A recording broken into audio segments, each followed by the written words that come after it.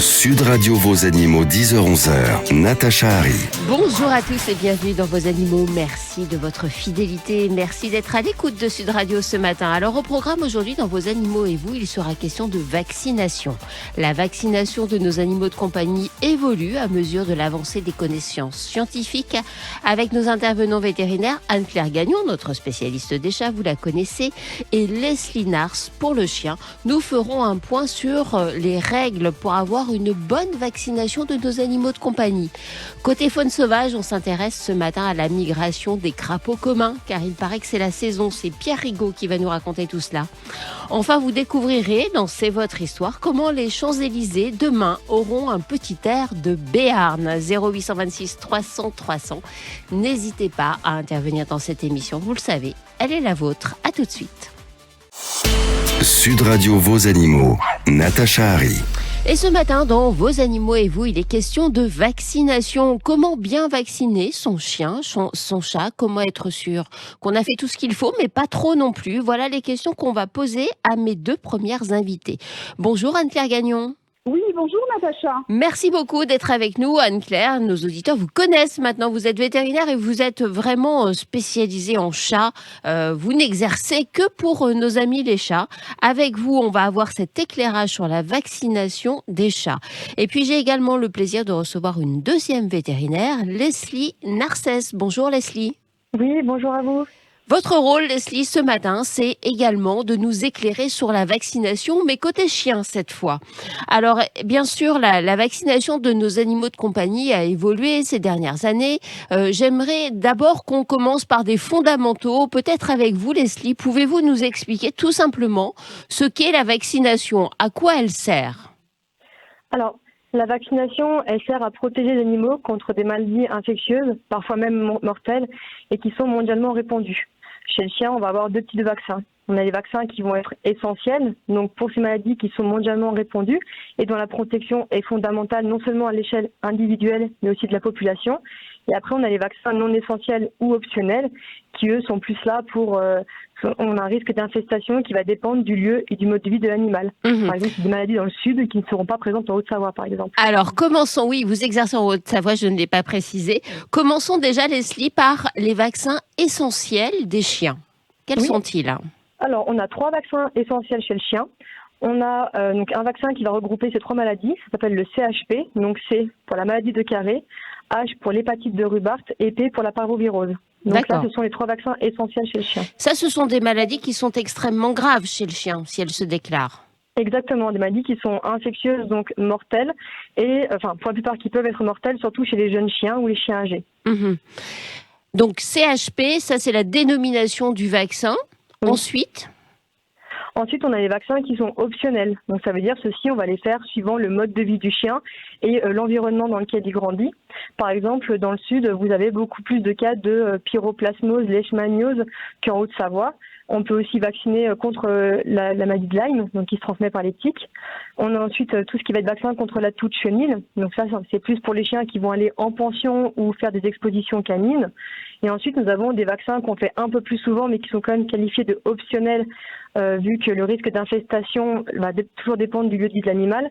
Donc qui est la leptospirose, donc qui est une maladie qui est mortelle chez le chien. Et ensuite, nous avons la rage. D'accord. Alors, détaillons un peu tout ça. D'abord, Leslie, à partir de quel âge doit-on vacciner son chien? Alors, les récents protocoles, maintenant, on recommande de réaliser donc une primo-vaccination, donc la première injection, à l'âge de 2 mois, soit 8 semaines. D'accord. Et ensuite, on aura un rappel. Et sur cette primo-vaccination, on fait les vaccins essentiels uniquement? Voilà, c'est ça. Oui. D'accord. Donc, CHP. CHP, et on peut combiner ensuite le L. On peut le faire aussi. Le L qui est la leptospirose. Exactement. D'accord. Donc ça, c'est à l'âge de 2 mois pour le chiot. Oui. Ensuite, il doit avoir un rappel. Oui, on a un rappel donc 1 mois après à 12 et à 16 semaines. Donc on a 2 rappels. La primo-vaccination comporte 3 injections. D'accord. Et si on ne fait pas ces 3 injections, ça veut dire que votre chien n'est pas correctement vacciné à la base? Voilà, il y a un risque qu'on n'ait pas un taux d'anticorps suffisant pour protéger contre ces maladies. D'accord. Et alors après, les rappels annuels, ça se passe comment? Et puis d'abord, sont-ils réellement annuels? Est-ce que les choses ont un peu évolué par rapport à cela? Alors oui, ça a évolué du côté des vaccins essentiels, donc le CHP, carré, hépatite et parvovirose. Maintenant, on a un rappel à l'âge de 1 an après la primo-vaccination et après, c'est tous les 3 ans. D'accord, alors que préalablement, on avait tendance à le faire beaucoup plus fréquemment. Voilà, on le faisait tous les ans comme pour la leptospirose. Maintenant, on espace à 3 ans parce qu'il y a des études qui ont prouvé que le taux d'anticorps était encore suffisant au bout de 2 ans. Alors que la leptospirose, vous venez de le dire, ça c'est une vaccination qui doit être annuelle. Exactement, parce que les taux d'anticorps diminuent dans le temps et après 1 an et 1 mois, on considère que la maladie, enfin, on n'est plus protégé contre la maladie. On va prendre une première auditrice, Stéphanie. Bonjour Stéphanie. Bonjour. Merci beaucoup d'être avec nous. Vous aviez une question sur la vaccination, Stéphanie. Vous avez combien de chiens chez vous ? J'en ai 3 et j'ai un jeune chiot qui va avoir 4 mois, qui est croisé berger. Et en fait, il a eu ses vaccins à 3 mois. Mais on m'a dit que la rage n'était pas obligatoire. Et du coup, je ne lui ai pas fait faire. Mais je voudrais savoir s'il faut quand même, si c'est conseillé de lui faire la rage ou pas. Alors, Leslie, qu'est-ce qu'on peut conseiller à Stéphanie ? Qu'en est-il en matière de rage ? Alors, concernant la rage, elle n'est pas obligatoire en France, sauf pour les chiens de première et deuxième catégorie, donc tout ce qui va être American Staff, Rottweiler, Mastiff et Tosa. Pour tous les autres races de chiens, donc ce n'est pas le cas du chien de Maude qui est un croisé berger, c'est ça Maude hein ? Exactement. Oui, c'est ça. Pour votre chien, la rage n'est pas obligatoire, sauf si vous comptez voyager en dehors de la France. Là, la rage est demandée dans certains pays. Par exemple, si vous voulez aller au Portugal ou en Espagne, il faut que la rage ait été faite. D'accord. Est-ce que vous avez l'intention de voyager, Stéphanie ? Pas pour l'instant, donc pour l'instant, donc je lui fais pas faire quoi. Bah écoutez, a priori non. De toute façon, notre pays est indemne de rage, n'est-ce pas, Leslie ? Oui, voilà. La France est considérée comme indemne de rage depuis 2021. 2001, pardon. 2001. Désolée. Est-ce que vous lui avez... Quels sont les vaccins que vous lui avez fait faire, Stéphanie ? Alors là, je sais pas trop. Je l'ai amené chez le vétérinaire. Il avait 3 mois.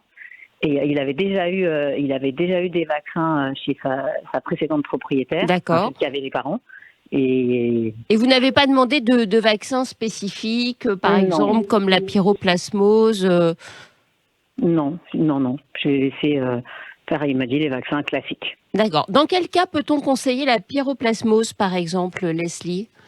Alors, dans des régions où il y a un peu plus de cas de babésiose, notamment dans les régions il faut peut-être expliquer à nos auditeurs ce qu'est la pyroplasmose et par quel biais elle se transmet. Oui, pardon. Alors, la pyroplasmose, c'est une maladie qui se transmet du coup par les piqûres de tiques. Ça concerne surtout les chiens qui séjournent dans des régions à risque comme le sud-ouest de la France, où ce sont des climats qui sont tempérés. Donc, il est important de vacciner contre la pyroplasmose, surtout pour ces régions-là. D'accord. Et dans le nord de la France, ce n'est pas nécessaire ?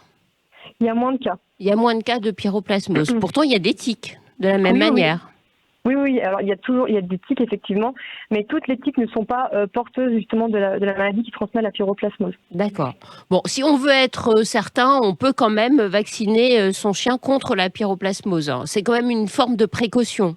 Oui, voilà, on peut vacciner, effectivement, pour avoir une prévention, à savoir qu'il faut faire 2 injections au lieu de 3. Et après, on a un rappel qui est annuel, voire biannuel, en fonction de l'exposition aux tiques qui sont vectrices. Donc, les régions à forte densité, on peut faire un rappel 2 fois par an. À savoir aussi qu'il faut espacer ce vaccin des autres vaccins, de 4 à 6 mois. Donc, d'accord, on ne peut pas le faire en même temps. Donc, la visite annuelle chez le vétérinaire n'est pas l'occasion de faire tous les vaccins. Il faut vraiment répartir. Pour ce vaccin-là, oui, il faut mieux espacer. Eh bien, merci beaucoup Stéphanie pour votre appel sur l'antenne de Sud Radio. Merci. Merci infiniment. Leslie, continuons à parler de ces vaccins optionnels. Vous nous avez cité tout à l'heure la leishmaniose, qui est une maladie que vous allez nous décrire, qui concerne plutôt la moitié sud de la France. Oui, c'est ça, voilà. La leishmaniose, c'est un peu comme la pyroplasmose, on la trouve surtout dans la moitié sud de la France, effectivement. C'est une maladie qui peut se transmettre là aussi par ce qu'on appelle les phlébotomes. Donc, ce sont des insectes piqueurs, donc plutôt moustiques. On a des préventions qui permettent d'éviter ces infestations-là, donc des colliers répulsifs contre ces agents. Oui. Et elles peuvent avoir différentes formes. Ça peut toucher à la fois les organes avec du coup ce qu'on appelle une hépatosténomégalie, donc une augmentation du volume du foie et de la rate, qui peut ensuite engendrer des dégâts comme une anémie ou autre. On peut avoir une forme cutanée, donc c'est la forme la plus fréquente de la maladie. Ça provoque des grosses lésions comme des ulcères sur plusieurs parties du corps en général. Donc, C'est voilà, une maladie qui est très invalidante pour l'animal qui en souffre. Donc c'est vrai qu'il faut Exactement. vraiment essayer d'utiliser tous les moyens de prévention possibles, dont la vaccination quand on est dans une région concernée. C'est ça. Alors après, pour vacciner contre la leishmaniose, pareil, il faut faire 15 jours à distance des autres vaccins. Et il faut être sûr que les animaux sont séronégatifs. Donc être sûr que les animaux n'ont jamais contracté la leishmaniose. Ça veut dire qu'au préalable, avant de démarrer la vaccination, on doit leur faire une prise de sang pour s'assurer qu'ils n'ont jamais contracté la maladie. Voilà, on fait une recherche sérologique. Y a-t-il d'autres vaccins, on va dire, optionnels? Vous nous avez parlé de la maladie de Lyme qui est également transmise par les tiques. Décidément, Oui, ces tiques c'est nous ça. embêtent beaucoup. Exactement. Que ce soit dans les régions plus ou moins chaudes, les tiques, on en a vraiment partout. Et du coup, la maladie de Lyme est aussi une autre maladie transmise par les tiques. Mhm.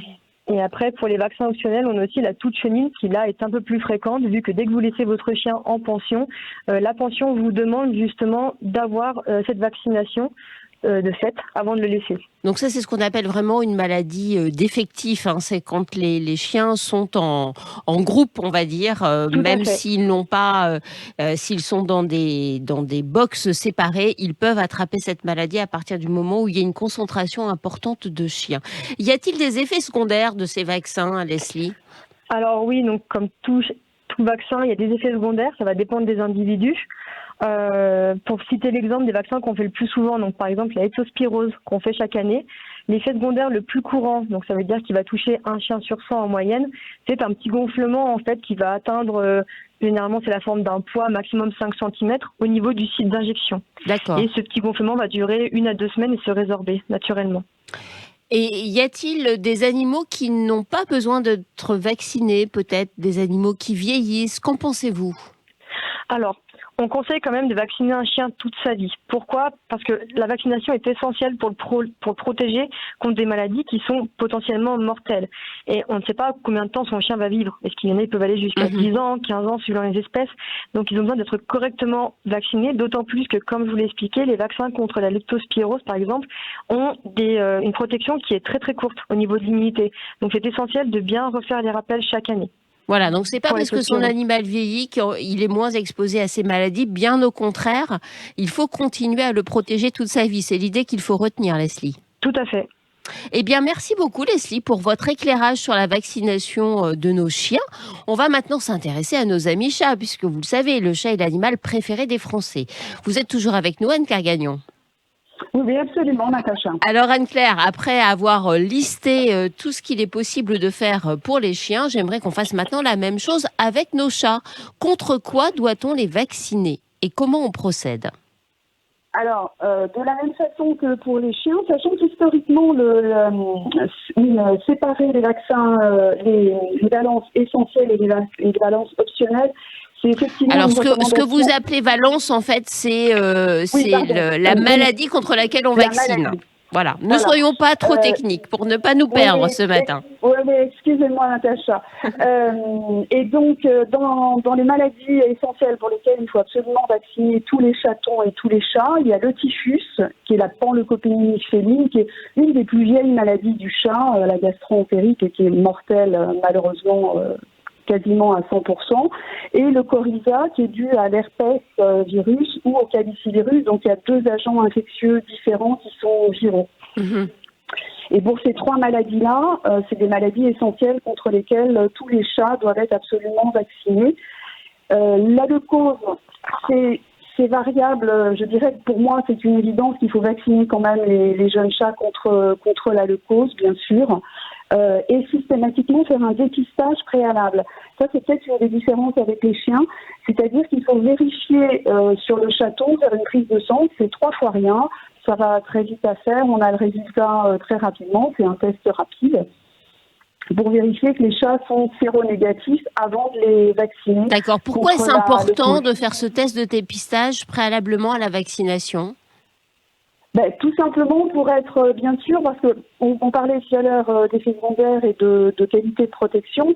C'est évident que si on vaccine contre la leucose un chat qui est déjà positif, du coup, on ne sait pas si jamais il fait la maladie, si c'est juste une absence d'efficacité du vaccin ou si c'est que de toute façon la maladie elle est donnée. D'accord. Avec la leucose, même un chat. Mais il ne positif, risque pas d'avoir une mauvaise réaction au vaccin parce qu'il est Non. déjà porteur. Non, ça, du coup, ça n'a aucune indication de faire la vaccination s'il est positif. Okay. En revanche, un chat qui est positif, jeune chaton, on refait un dépistage un mois et demi après pour vérifier parce qu'il peut, sa virémie, on est maintenant assez familiers les uns et les autres avec la notion, peut être transitoire, donc il peut se négativer, Dieu merci. D'accord.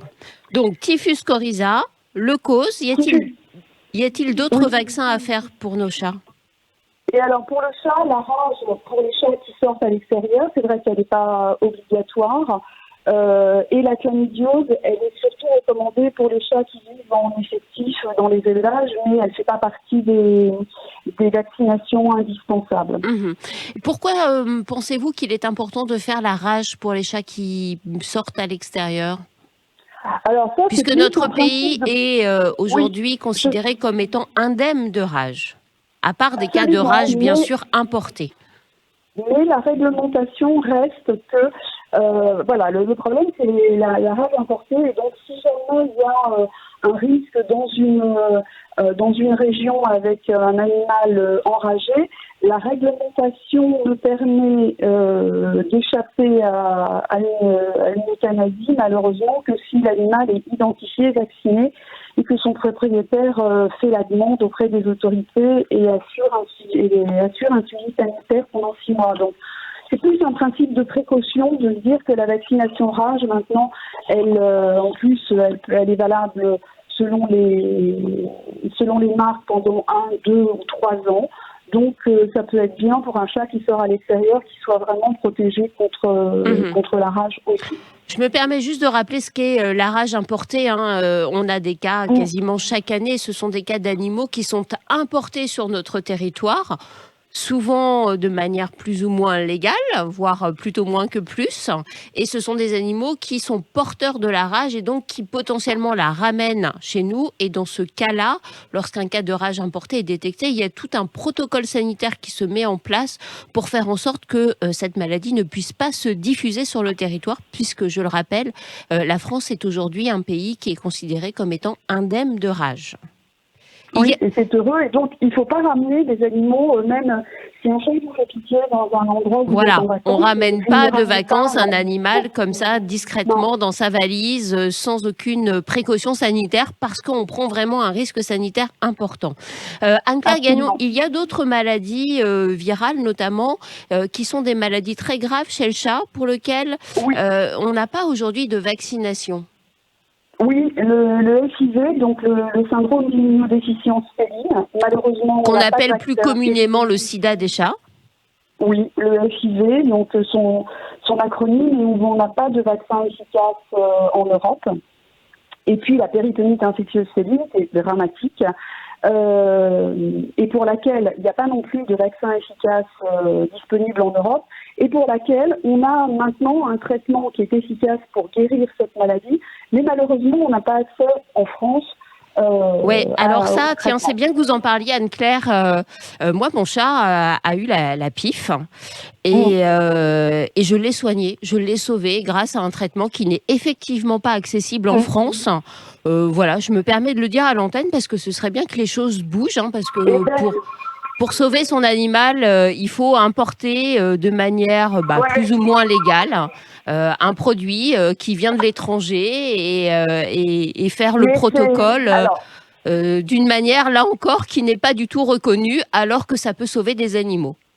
Absolument, et alors que les publications internationales ont été faites dès 2018, que les traitements sont disponibles tout à fait dans les circuits vétérinaires en Angleterre, en Australie. Voilà. C'est vrai alors qu'en France, pas du tout. On fait ce qu'on peut pour que ce soit possible désormais en France. D'ailleurs, je trouve que c'est bien de le dire à nos auditeurs parce que voilà, c'est peut-être aussi comme ça qu'on fera bouger les choses. Il y a aujourd'hui un traitement qui marche dans de très nombreux cas. Hein, c'est pas une efficacité à 100%, mais ça peut fonctionner et on peut. C'est quand même 80%.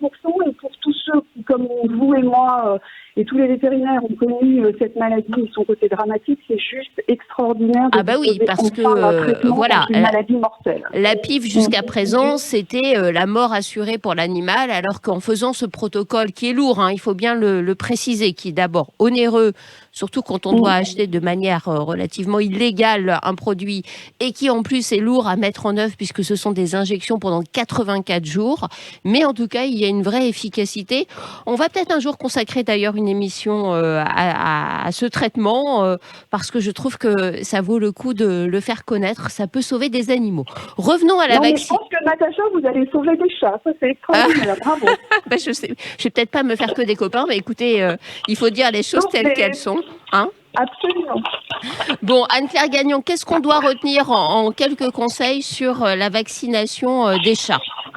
Alors, les chats, donc il y a 3 injections, une à 8 semaines, une à 12 semaines et une à 16 semaines. Et c'est important de les faire. C'est important aussi de parler avec votre vétérinaire, puisque c'est le vétérinaire qui connaît bien la façon dont votre chat va vivre et quels vont être ses besoins, parce qu'un chat qui va à l'extérieur, c'est pas pareil qu'un chat qui reste à l'intérieur. Le rappel à 1 an est fondamental, ça vraiment.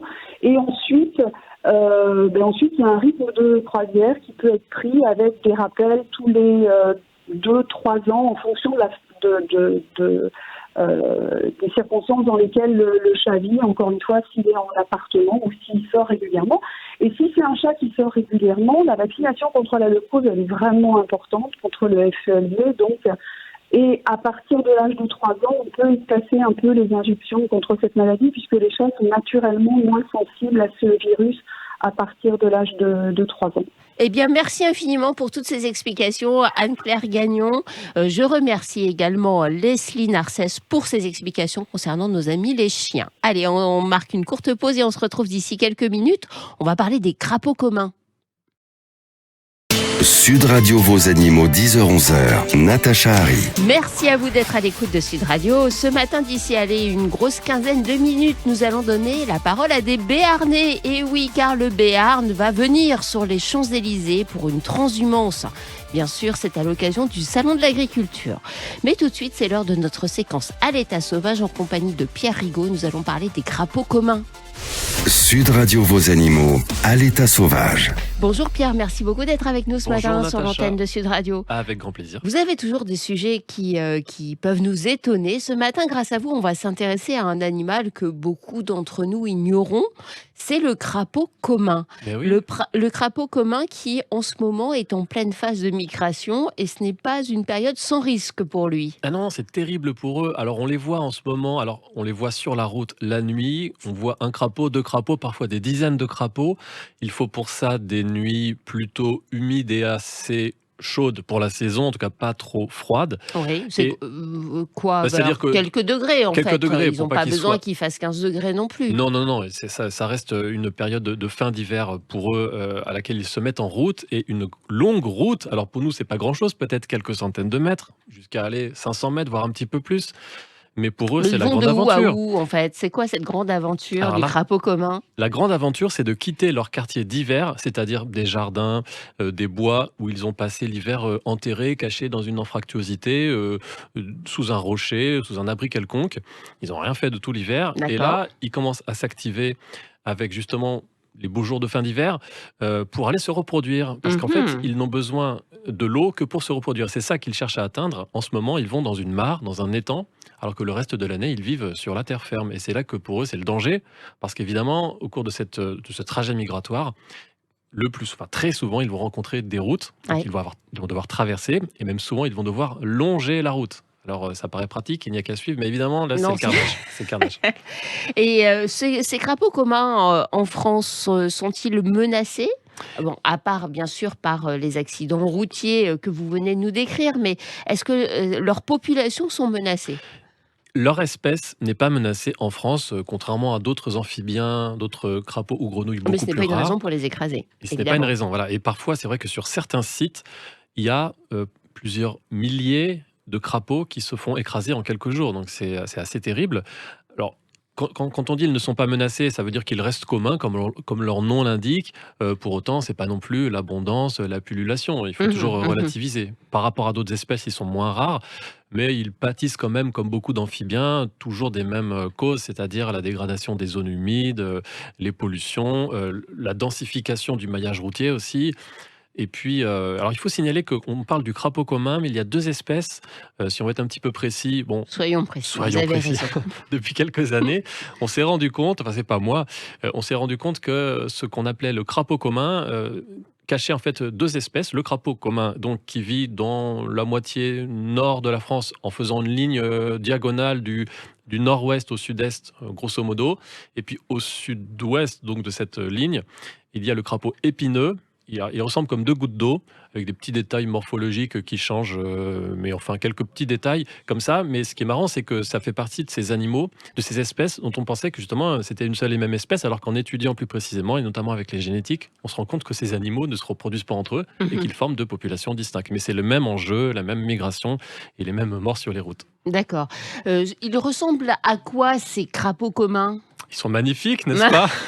Vous avez un don incroyable pour nous faire rêver avec des animaux qui, quand même, il faut être un petit peu honnête avec vous, Pierre, ne sont pas extrêmement attrayants. Ça fait pas rêver un crapaud, c'est ça que vous me dites. Non, écoutez, alors les crapauds communs sont assez grands, ou les crapauds épineux, alors ils sont bruns, voire gris-brun. Alors ils ont une peau granuleuse, enfin, souvent on voit comme ça que ce ne sont pas des grenouilles parce qu'ils n'ont pas une peau lisse, bien que c'est évidemment Crapaud très grenouille, proche. d'ailleurs, comment on fait la différence? Alors, c'est un peu comme mouette, goéland, c'est pas la taille, ça veut pas dire grand-chose en vérité, parce qu'il y a plusieurs espèces de crapauds différentes Ouais. entre elles, plusieurs espèces de grenouilles différentes entre elles, mais disons que les crapauds ont tendance, en tout cas dans nos contrées, à avoir cette peau un petit peu verruqueuse, qui n'est pas une peau lisse. Ah Bon, là, vous après, donnez envie. ça donne envie. Écoutez, non mais c'est très beau. Alors regardez l'œil d'un crapaud, si vous voyez en ce moment, on voit le crapaud sur la Ouais, route, ouais. vous regardez de près, il a un iris qui est rouge, Ouais. rouge cuivré, ouais, c'est très joli. Alors à noter que les femelles sont bien plus grandes que les mâles. Les Mhm. mâles, ils sont rikiki, ils paraissent ridicules à côté. Et alors ça se voit parce qu'on voit en ce moment, comme justement ils vont se reproduire, alors les mâles courent un peu après les femelles. Alors ils courent à pas de crapaud, hein. C'est pas non plus la grande cavalcade, mais ils essayent en fait d'attraper des femelles des fois sur la route. Donc on voit parfois des convois où une femelle, une grande crapaude, qui porte malgré elle en fait sur son dos un mâle et parfois deux mâles D'accord. jusqu'à arriver à la mare. Donc c'est assez rigolo à regarder. Et je pense que pour la crapaude, en tout cas je l'appelle comme ça, c'est moins rigolo, hein. Alors, comment on fait pour les protéger, ces animaux si charmants? Oui, vous n'êtes pas convaincu, je le Non, sens. non, non, je vous taquine, mais bien sûr qu'il faut les protéger. Et oui, en plus il y a leur chant est joli. Alors leur chant, d'ailleurs, c'est très très discret, mais c'est ce petit couinement là non plus, je donne pas envie, je me rends compte. Enfin, bref, alors comment les protéger? Alors en ce moment, c'est l'hécatombe. Alors il faut noter que l'espèce étant classée protégée. Oui. Ça paraît paradoxal, mais si vous ramassez un crapaud pour le transporter sur quelques mètres, en théorie, alors je vous donne la règle, en théorie, vous n'avez pas le droit de le faire. Alors que bizarrement, Ouais, si mais vous... c'est plutôt pour rendre service Bien, qu'on fait bien ça. entendu, mais je préfère vous donner la règle parce qu'il pourrait Bien y avoir sûr, des abus, vous on pourrait être vous êtes- transporté. Vous avez raison, il On faut pourrait transporter rappeler les les règles.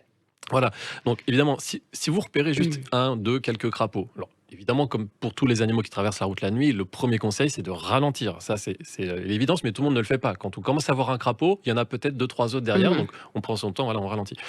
Et ensuite, si vous pouvez le faire dans toute sécurité par rapport à la route, bien sûr, vous pouvez quand même attraper avec beaucoup de précaution ce crapaud pour le mettre de l'autre côté si vous arrivez à voir dans quel sens il va. En D'accord. faisant attention parce que les crapauds communs ou les crapauds épineux ont sur le derrière de la tête deux glandes qui sont venimeuses et qui sont réservées au potentiel. Donc non seulement on va se mettre en danger sur la route et en plus Non, non, non.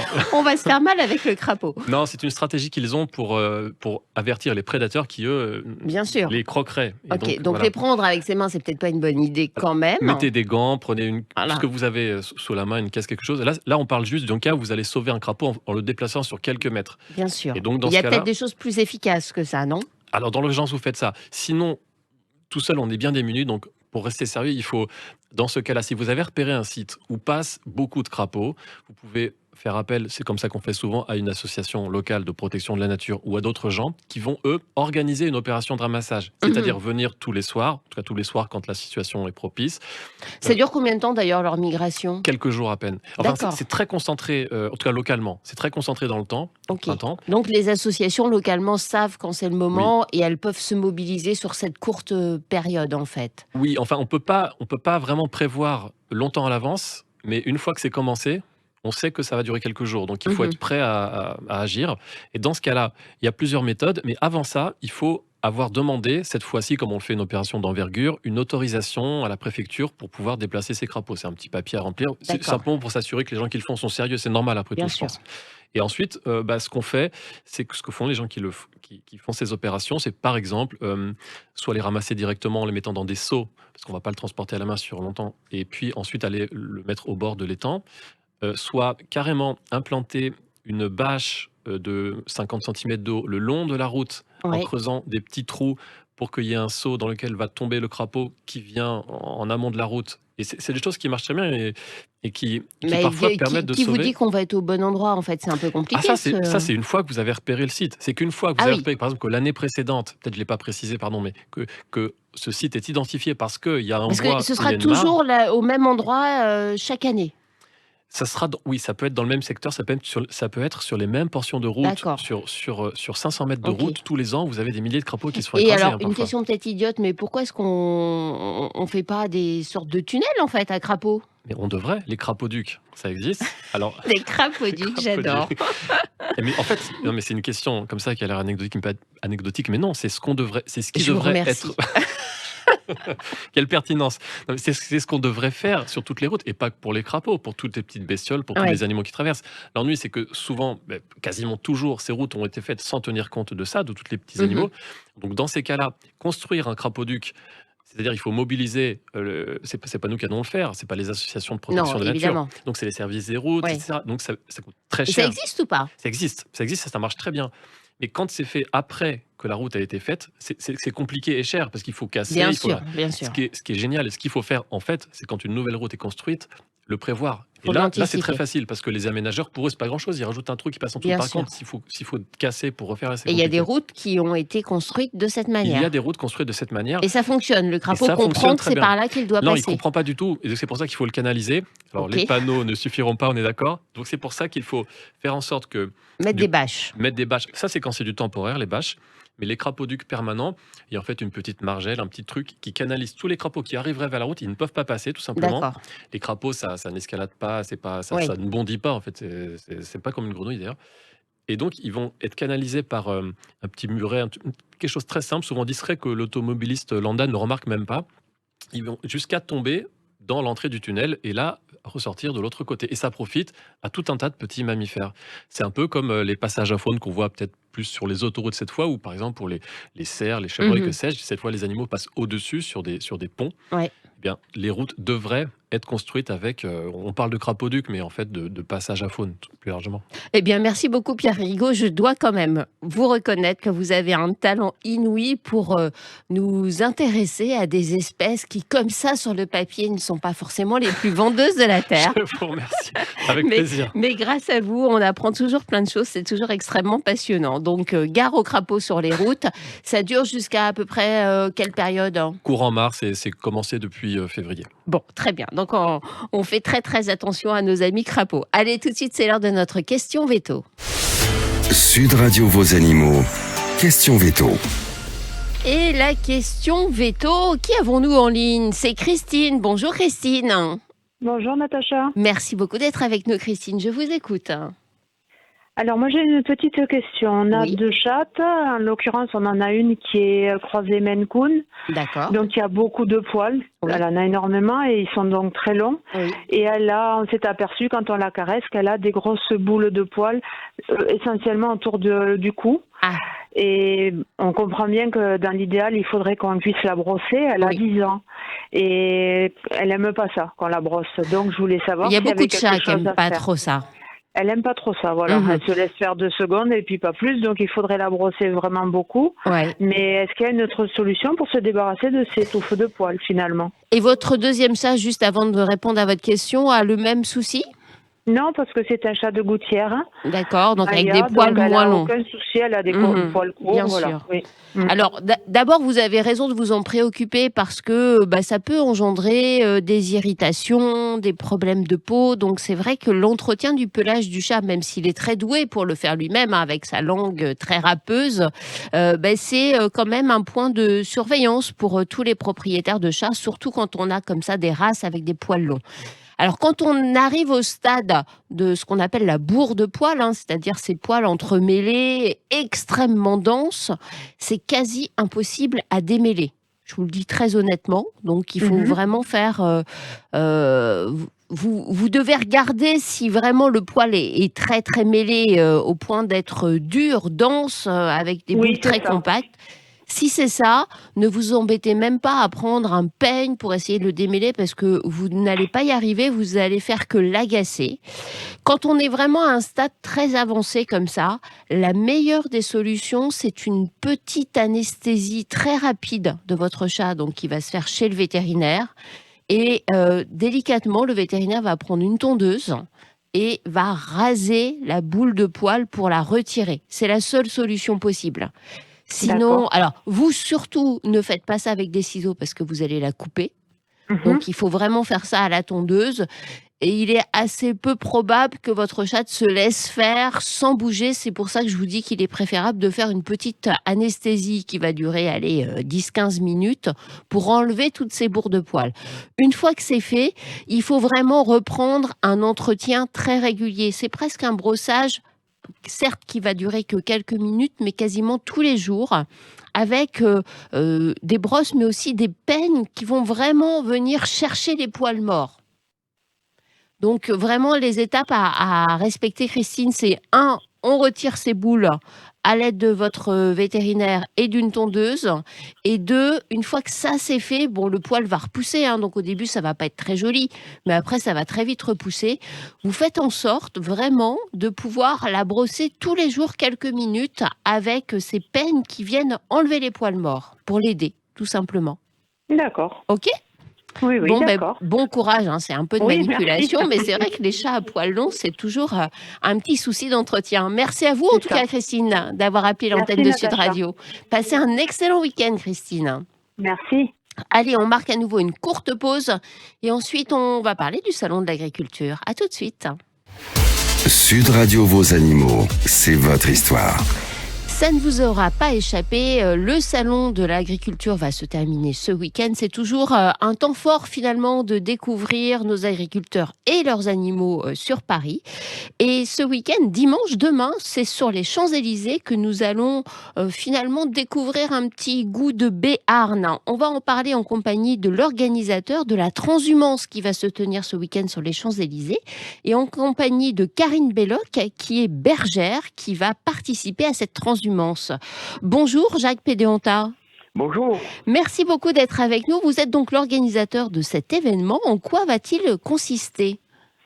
Écoutez, les Folies béarnaises transhumance sur les Champs-Élysées, d'abord, c'est un événement qu'on organise en partenariat avec le Salon international de l'agriculture, puisque on l'a calé sur le dernier jour du salon.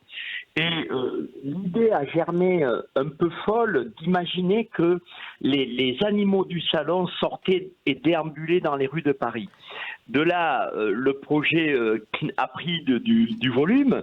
Et vous savez que le Béarn, c'est un pays de bergers, de pastoralisme, de transhumance. L'activité pastorale, c'est 70% de l'activité de l'ensemble de la chaîne pyrénéenne chez nous, avec une véritable économie de la montagne autour du pastoralisme. Et du coup, les Folies béarnaises de transhumance sur les Champs-Élysées, c'est une ode au Béarn, à ses produits, à son art de vivre, à la transhumance et aux bergers. Bon, on ne doute pas que vous allez avoir un succès phénoménal sur les Champs-Élysées. Comment ça va se passer concrètement, Jacques ? Écoutez, comment ça va se passer ? Là, précisément, les animaux sont arrivés hier du Béarn. Et demain, donc, la parade va s'installer. nous profitons également de la piétonisation des Champs-Élysées par la mairie de Paris qui nous rend bien service pour oui, c'est mieux. Ouais, c'est peut-être mieux.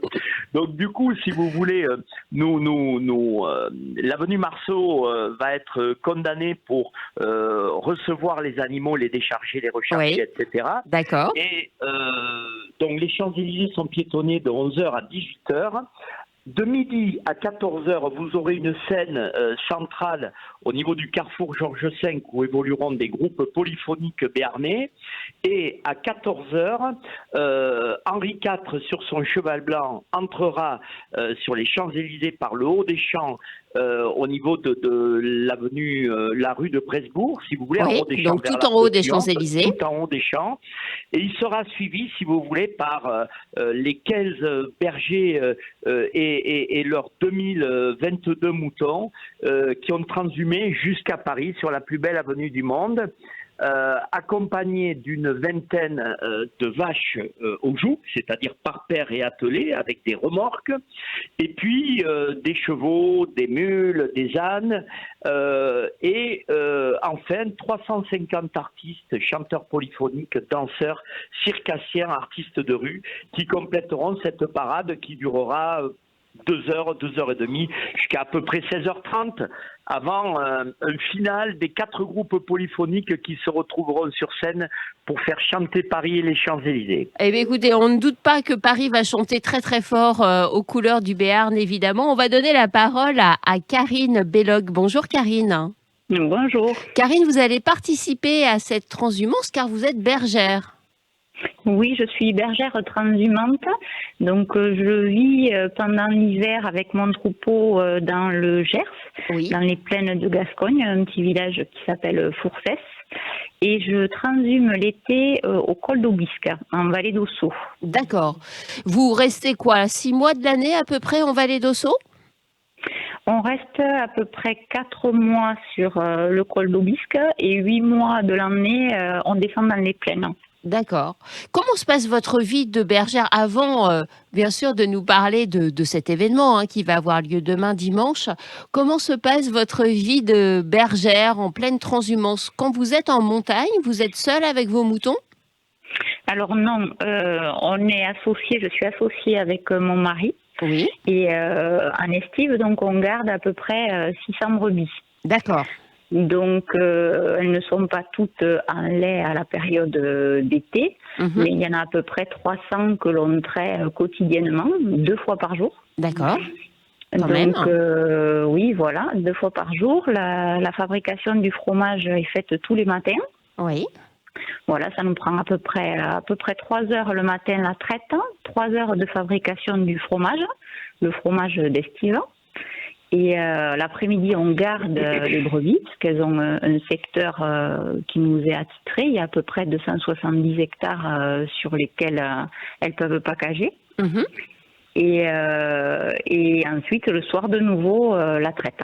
Alors, comment ça va se passer pour vous dimanche, Karine? Et quel message avez-vous envie de faire passer à tous les Parisiens et provinciaux, d'ailleurs, qui seront à Paris ce week-end et qui viendront vous rencontrer sur les Champs-Élysées? Alors, dimanche, donc, notre rôle sera d'accompagner les brebis, de les guider sur les Champs-Élysées. Vous, personnellement, vous en amenez combien? Alors, personnellement, moi, elles sont en lait la plupart, donc je ne monterai pas les miennes. D'accord, vous allez accompagner les brebis de vos collègues. De nos collègues, voilà, exactement. Voilà, donc on guidera les brebis à l'aide de chiens également, qui nous aideront à bien les guider. C'est d'ailleurs toujours un travail passionnant. J'invite vraiment nos auditeurs qui seront sur la région parisienne ce week-end à venir voir ce travail des bergers et de leurs chiens avec leurs moutons, parce que c'est toujours extrêmement fascinant à regarder. Oui, voilà, les chiennes de troupeau sont dressées. On a 2 races qui sont utilisées principalement, les labris et les border collie, et qui nous rendent de grands services. Et alors, quel message souhaitez-vous faire passer au grand public qui va être là pour vous découvrir votre métier, votre travail? Eh bien, montrer que que la transhumance est encore d'actualité, que ça peut peut-être motiver justement à susciter des nouvelles vocations, de mettre ce jour-là notre métier en lumière. Voilà, donc ça peut peut-être justement permettre de trouver des jeunes ou des personnes qui souhaitent se reconvertir à venir nous retrouver en montagne pendant l'été et venir nous aider. Et dites-moi, il y a beaucoup de femmes qui font ce métier, Karine ? Eh bien, il y en a de plus en plus. Il y a bientôt un tiers de femmes bergères. D'accord, un tiers de femmes. Ah oui, c'est bien. Le métier se féminise. Oui, c'est ça. Bon, mais écoutez, Karine, merci beaucoup de faire partager aux Parisiens que nous sommes ce moment particulier. Vous qui vivez vraiment en totale harmonie avec les animaux et la nature. Jacques, est-ce que vous pouvez nous rappeler donc rapidement les temps forts de cette journée de transhumance et finalement de partage avec le public parisien en dehors des murs du Salon de l'Agriculture ? Voilà, alors les temps forts, ce sera les horaires de la piétonisation des champs, c'est-à-dire 11h, 18h, et le spectacle, si je puis dire, commencera précisément à midi avec des chants polyphoniques au niveau du carrefour Georges V, et à 14h, la parade se mettra en place. Et je profite de cet instant pour dire que vous aviez Karine à l'instant, et voilà, un des messages à faire passer, c'est bien sûr montrer tous les attraits du Béarn, montrer les attraits de la transhumance et la vie de berger, mais voyez, c'est aussi éviter les clichés de ce que peut-être certains pourraient appeler du folklore, oui. Parce que bien sûr, nous montons avec notre culture, nos chants, nos traditions, notre langue, notre identité, et on s'y assoit pas dessus. Par contre, vous avez raison. C'est la tradition, mais qui est profondément ancrée dans la modernité. Et pour illustrer tout ça, vous voyez, nous montons avec les 13 plus anciens bergers du Béarn et avec les 13 plus jeunes bergères, dont Karine, qui montent en estive depuis quelques années parce que la modernisation du métier, elle passe par les femmes. Il y a eu une modernisation de la vie en estive avec une modernisation des cabanes, avec le fait que... Oui, avec un peu plus de confort. Un peu plus de confort, ce qui permet à des tas d'épouses de bergers de monter avec leurs enfants et leur famille comme le fait Karine, mais également à des jeunes filles de découvrir... notre métier, plus près de la nature, qui a un vrai sens, avec des valeurs, et c'est ça qu'on a envie de mettre en avant également. Eh bien, très bien. Merci infiniment à vous, Jacques. Merci également à Karine Belloc d'être venue nous raconter un petit bout de sa vie, de son métier de bergère. Et rendez-vous donc sur les Champs-Élysées. Ça se passera demain. C'est à partir de 11h, l'arrivée des animaux et le début, en fait, de ce très, très bel événement. Allez, c'est la fin de vos animaux. Quant à moi, je vous donne rendez-vous, bien sûr, samedi prochain. Ciao à tous et bon week-end.